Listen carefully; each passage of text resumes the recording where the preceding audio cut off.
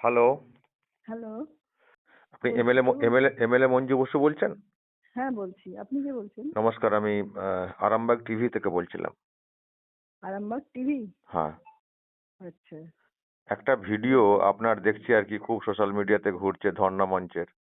হ্যাঁ। মুখ্যমন্ত্রীর কাছে আপনি কিছু বলতে যাচ্ছিলেন, আপনাকে সরিয়ে দেওয়া হলো। একটু রাগান্বিত ভাব দেখলাম মুখ্যমন্ত্রীর। বিরাট হুম। কৌতূহল আর কি মানুষের, যে কি বলতে গেছিলেন।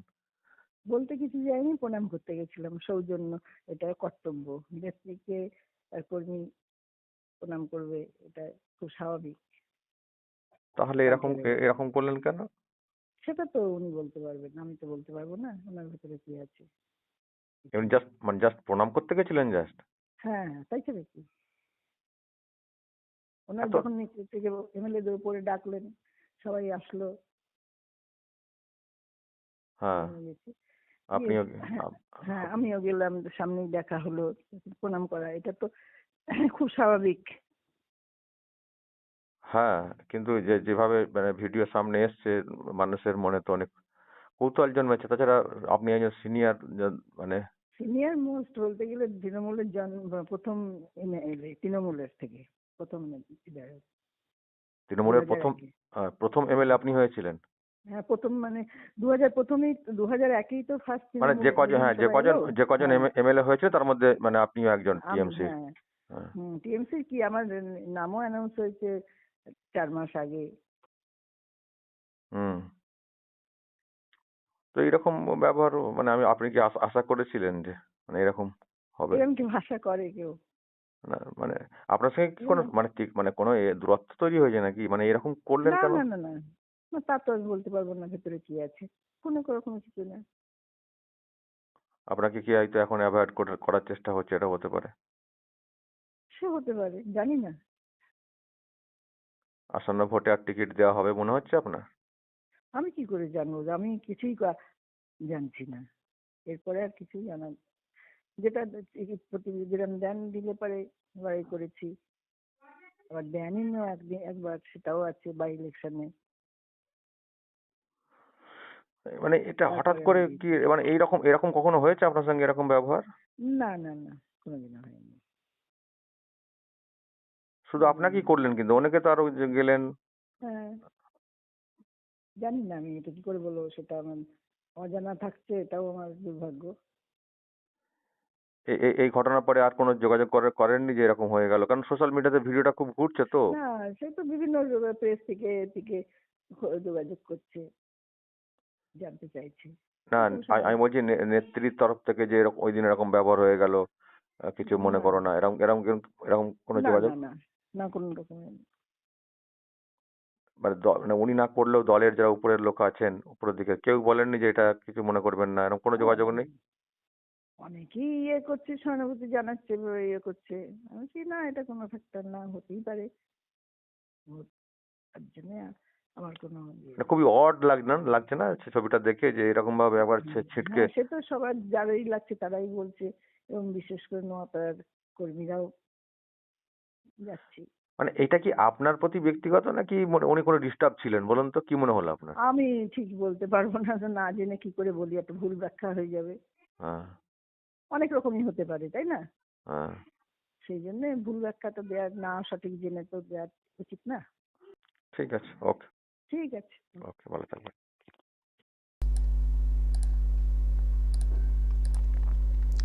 দর্শক, এই যে ভিডিও, এটা সোশ্যাল মিডিয়াতে খুবই ঘুরছে।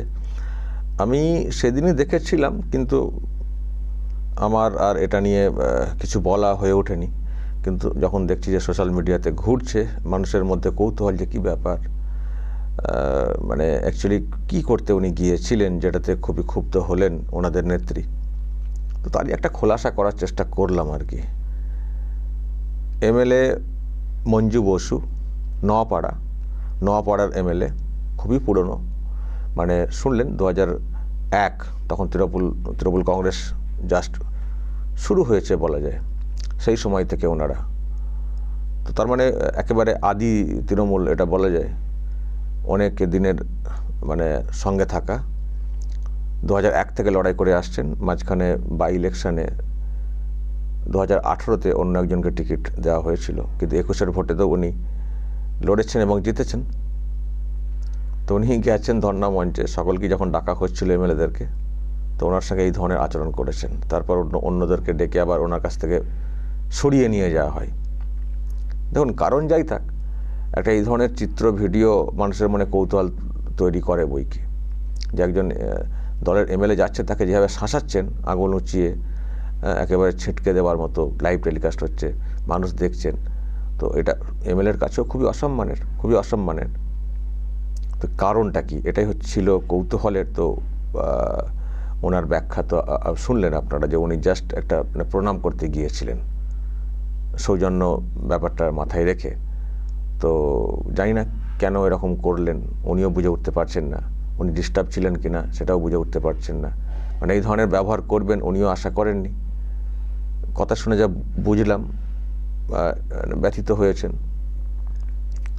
এবার দল কি করবে, দল ছাড়তে চাইছে কিনা এখন থেকে, মানে এই সামনের নির্বাচনের টিকিট দেব না, সেটা সিদ্ধান্ত নিয়ে ফেলেছে কিনা, অনেক ব্যাখ্যা হতে পারে। তবে যাই হোক দর্শক, তৃণমূল কংগ্রেসের খবর তো আমি জানি না আপনারা কে কীভাবে এটা দেখবেন, তবে এই ভিজুয়াল সত্যিই মানুষের মনে ছাপ ফেলেছে, যে একজন নেত্রী, তার কাছে একজন এমএলএ গেছেন, সে একেবারে ছিটকে চলে যাওয়া, তারপরে তাকে সরিয়ে দেওয়া, লোকজনদের সিকিউরিটিদেরকে ডেকে সরানো বা অন্যদেরকে ডেকে সরানো, একটা যাচ্ছেতাই একটা মানে কাণ্ড আর কি।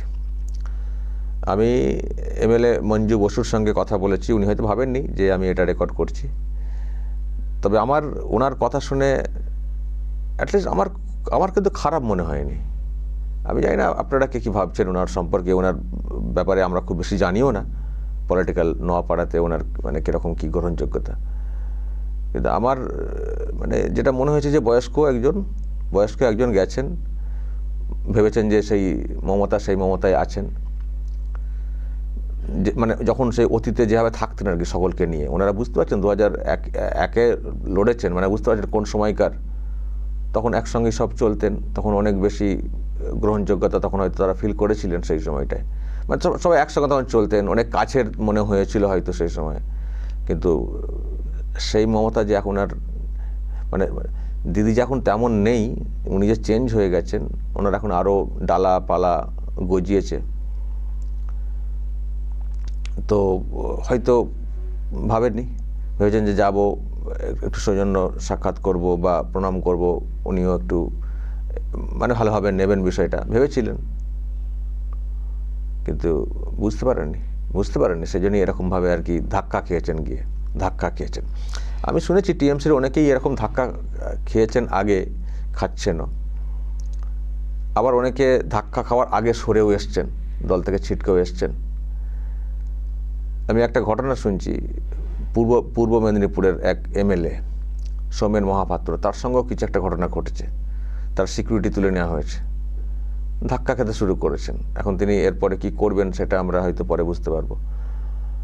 তো অনেক ব্যাপার আছে টিএমসিতে, দলের কাছে সবার গ্রহণযোগ্যতা ঠিকঠাক থাকবে, ন্যায় নীতি মানে নিয়ে চললেও এটা তো ঠিক না। টিএমসিতে তার ব্যাখ্যা নিশ্চয়ই আপনারা দেবেন, কাদের গ্রহণযোগ্যতা বেশি। শুভেন্দু অধিকারী মানে ব্যাখ্যা অনেকবার দিয়েছেন টিএমসিতে এখন বর্তমানে কাদের গ্রহণযোগ্যতা বেশি, কাদের কদর বেশি, কারা মানে ঠিক জায়গা পান না। শুভেন্দু অধিকারী ব্যাখ্যা দিয়েছেন, উনি তো আগেই সরে চলে এসছেন। তো এই হচ্ছে ব্যাপার দর্শক। তো ভোট আসছে, দেখা যাক টিএমসির আর কি দৃশ্য আমাদেরকে দেখতে হয়। এবার তো যেটা খবর, টিএমসি যে প্রার্থী তালিকা তৈরি করছে সেখানে অভিষেকের বিরাট হাত। আর অভিষেক তো যেটা ব্যাপার, সেটা যে পুরনো লোকজনদেরকে ছেঁটে ফেলার চেষ্টা করেন, এটা দলের অন্দরই কথা আছে। আগের যে লোকসভার ভোট হয়েছে সেখানেও অনেক দ্বন্দ্ব নাকি হয়েছিল পিসি ভাইপোর মধ্যে। পিসি চেয়েছিলেন, মানে ভাইপো যাদেরকে দিতে চাননি, পিসি আবার তাদের অনেকজনকে দিতে চেয়েছেন। এই নিয়ে পিসি ভাইপোর দ্বন্দ্ব মাঝে মধ্যে হয়। তো এখন তো পুরোটাই ভাইপোর হাতেই চলে এসছে। ফলে এবার যে টিকিট বন্টন হবে সেটাতে তৃণমূল কংগ্রেসের পুরনো যারা, তারা হয়তো অনেকেই জায়গা পাবেন না।